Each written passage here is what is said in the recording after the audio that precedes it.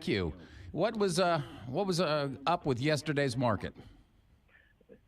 Very, very slowly inching up. Yep. The Dow average edged up 2 points. That's a low number. Hardly much of a day.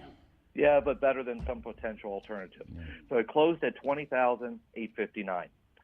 Oil sold off 2% and dropped below $50 a barrel for the first time since early December. And anticipation of next week's Federal Reserve meeting, the 10-year government bond edged up to 2.6%, which is also the highest rate that has been for this year. Now, I'd heard some reports yesterday about a significant increase in household net worth. Exactly. So the Fed releases this, the Labor Department, and what they released was the household net worth has climbed to a record high. The numbers show that it's now climbed an additional $2 trillion to $92.8 trillion. This was fostered by real estate gains, 401k gains, stock market gains. So it's across the board.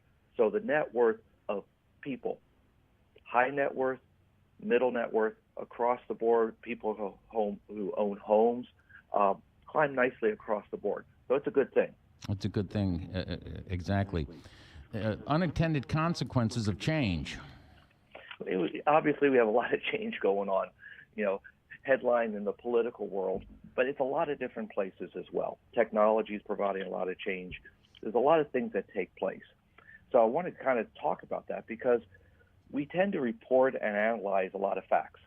And while facts are great in looking at what has already happened, we also need to look forward and try to anticipate what change means, both expected results and the unintended consequences.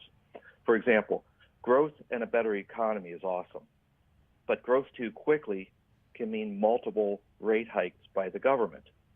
Well, the impact of a lot of quick, shorter-term rate hikes can jump adjustable rate mortgages, so it impacts the families that way. It can go several other ways with other people. The government, the U.S. government, has huge federal debt, and so do a lot of other governments. And so when rates go up, servicing that debt load on a monthly basis becomes a bigger strain.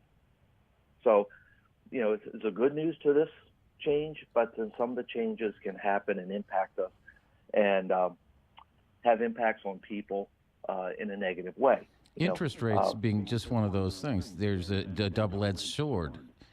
Exactly. You get more return on your savings, on your money market when interest rates go up, but at the same time, you're going to pay more on interest in credit cards, on home loans, and so forth. Oh, car loans and a lot of different things. Right. But it's exactly is. It's a complete double-edged sword. So, again, from an economic standpoint, slow, steady, positive change is kind of like the perfect storm. That's good for us. Fast change, there are definitely pockets of rewards, but there's pockets of pain also. We see that in the retail area with what's happening with Amazon and online ordering. That's fantastic. It's convenient. It's price competitive. It helps reduce inflation in some respects. But on the flip side, then you see a lot of stores closing. A lot of these big boxes stores struggling. H.H. Gregg is an example. Just to name a few. Right. Yeah, exactly. Well, is there going to be a change in today's market, do you think? Well, there's big news coming out, and today, Friday, is the jobs report, which is going to show us some numbers both on jobs created and also unemployment. So there's a lot of people paying attention to that report that comes out 7:30 our time. The Dow itself looks like it's going to be up 65 to 70 points off the start, but the real news is going to be when that news is released. I think the market's going to respond to that. Well, thank you very much. Dwayne Thomas, you're the Senior Vice President, Investments and Branch Manager of the Clayton office of Stifel Nicolaus. You enjoy your weekend. We look forward to having you back next week. Sounds great.